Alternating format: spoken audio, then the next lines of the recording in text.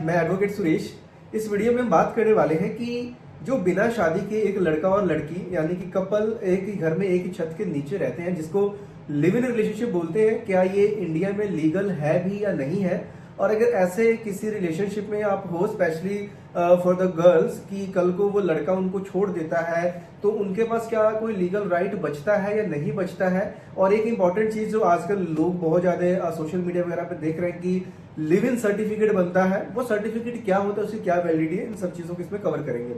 सबसे पहले एक चीज मैं आपको क्लियर कर दूं, लिव इन रिलेशनशिप का जो कंसेप्ट है कि एक घर में बिना शादी के लड़का लड़की रहते हैं, इसका कोई भी ऐसा इंडिया में आज की डेट में कोई भी एक्ट या कोई भी इसके लिए स्पेसिफिक प्रोविजन नहीं है जो कि इसको कहीं ना कहीं आपको प्रोटेक्ट या कोई आपको स्टेटस देता हो। बट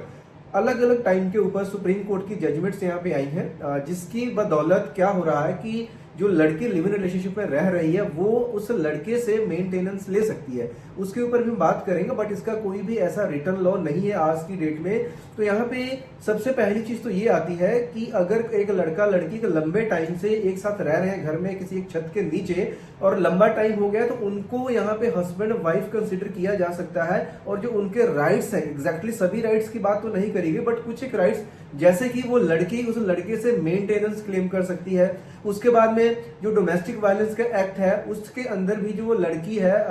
जो भी यहाँ पे उसको बेनिफिट्स एक नॉर्मली एक वाइफ को मिलते हैं, या कोई भी ऐसी लेडी जो भी किसी भी घर में किसी भी रिलेशनशिप में एक छत के नीचे रह रही है, अगर वो डोमेस्टिक वायलेंस से प्रोटेक्टेड है तो ये लड़की जो कि लिव इन रिलेशनशिप में रह रही है वो भी यहाँ पे उस एक्ट का बेनिफिट लेगी, जो जो बेनिफिट उसको वहां पे मिलते हैं। अब इसका एक यहाँ पे रिपोर्ट थी, जस्टिस मालिवत कमेटी की रिपोर्ट आई नवंबर 2000 की बात है, ये नवंबर 2000 में उस कमेटी ने भी ये बोला था कि अगर तो एक लंबे टाइम तक, एक रिस्पेक्टेबल टाइम वर्ड यूज किया था उन्होंने, कि एक रिस्पेक्टेबल टाइम तक अगर एक लाइक कपल हस्बैंड वाइफ के जैसे रह रहे हैं बिना शादी के, तो उनको एज अ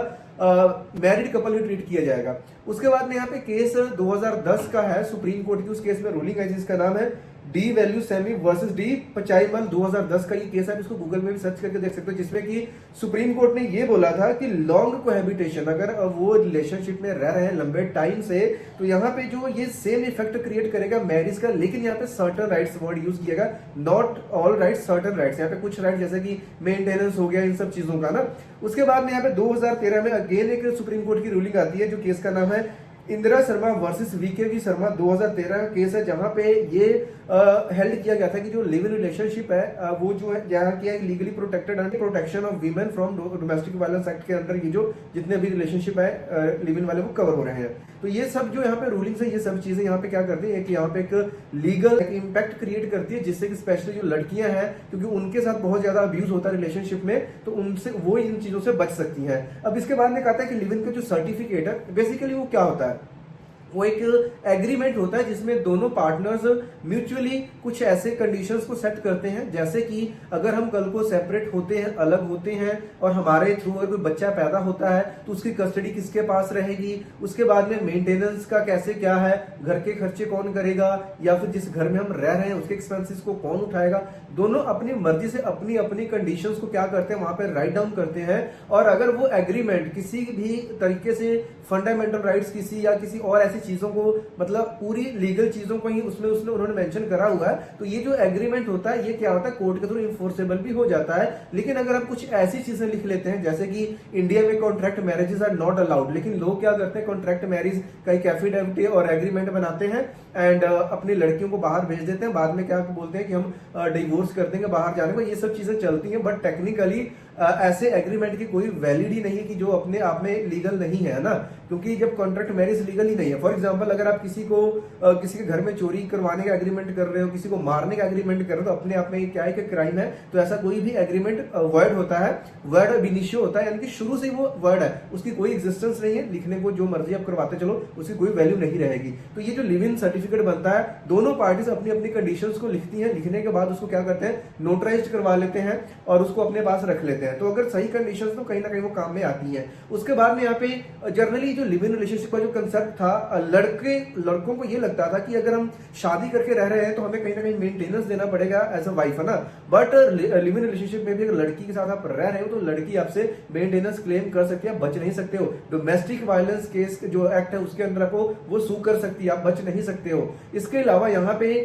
ये होता है कि लाइक कुछ लोग जो आजकल मॉडर्नाइजेशन है कि जो वेस्टर्न कंट्रीज का कल्चर है कि शादी से पहले वो कुछ टाइम 2-4 महीने मतलब साथ में रहते हैं कि उनकी कंपैटिबिलिटी कैसे वो आगे रह पाएंगे नहीं रह पाएंगे। रीजंस कुछ भी हो सकते हैं, या फिर कई बार उनकी शादियां पॉसिबल नहीं होती तो वो as a live in relationship में रह रहे होते हैं, या फिर उनको शादी नहीं करनी होती है, या फिर उनको अपना स्टेटस सिंगल रहना होता है जब तक कि वो फाइनेंशियली स्टेबल ना हो जाए। तो कुछ भी रीजन हो सकता है। तो लिव इन रिलेशनशिप में जो रहना है ये बिल्कुल यहाँ पे पर आप हम देखें कि कॉन्स्टिट्यूशन हमें ये राइट प्रोवाइड करता है कि अगर हमारी एज 18+ है तो हम कहीं भी किसी के साथ भी रह सकते हैं। उसमें कहीं भी ऐसा नहीं लिखा गया कि एक लड़का एक लड़की के साथ नहीं रह सकता है, तो वो बिल्कुल रह सकते हैं अपने लाइक अगर सोसाइटी में रह रहे हैं लंबे टाइम से तो लड़की डेफिनेटली वहां से मेंटेनेंस भी क्लेम कर सकती है। और इन सब चीजों को ध्यान में रखते हुए अब ये बोला जा सकता है कि जो लिव इन रिलेशनशिप है वो लीगली प्रोटेक्टेड तो है, बट यहाँ पे जरूरत है इंडिया जैसे डेवलपिंग कंट्रीज में कि इसके ऊपर प्रॉपर कोई ना कोई एक्ट लाया जाए ताकि इस तरह की जो चीजें हो रही हैं, जो क्राइम्स बढ़ रहे हैं उनको कम किया जा सके।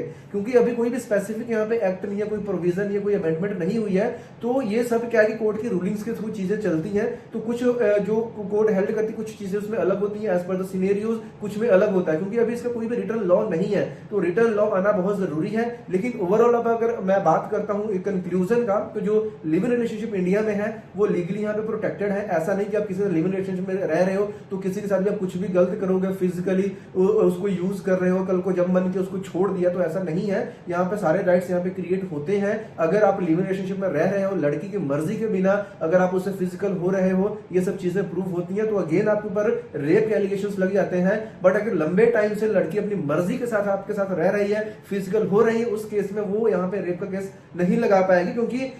जैसे कि कोर्ट की रूलिंग्स यहाँ पे आई कि अगर लंबे टाइम से कोहैबिटेशन आप कर रहे हो, लंबे टाइम से एज अ हस्बैंड वाइफ रह रहे हो, जिस सोसाइटी में रह रहे हो वो सोसाइटी आपको एज अ हस्बैंड वाइफ समझ रही है, तो इन सब चीजों से क्या होता है कि मैरिज का जो एक यहाँ पे इंपैक्ट है वो इंपैक्ट यहाँ पे क्रिएट होता है। और उसी इंपैक्ट के थ्रू यहाँ पे जो लीगल राइट्स हैं वो भी यहाँ पे क्या होते हैं, राइज हो जाते हैं। और जो बच्चा भी जन्म लेता है, जिस बच्चे का जन्म हो गया आपके इस लिव इन रिलेशनशिप में, तो वो बच्चा भी अपने उस पिता से क्या कर सकता है, मेंटेनेंस लेने का राइट रखता है जब तक वो मेजर ना हो जाए। तो इन सब चीजों को ध्यान में रखते हुए, और अगर कोई आपका फ्रेंड या सर्कल में लिव इन रिलेशनशिप में रह रहा है या रहने की सोच है तो उनको ये वीडियो जरूर से फॉरवर्ड करें ताकि उनकी कुछ ना कुछ हेल्प हो सके, उनको अवेयरनेस मिल सके, उनको एजुकेशन मिल सके। और अगर आप इस चैनल पर नए हो तो वीडियो को लाइक करने के साथ चैनल को सब्सक्राइब जरूर करें। तो मिलते हैं नेक्स्ट वीडियो में किसी और इन्फॉर्मेशन वीडियो के साथ, तब तक के लिए बाय बाय।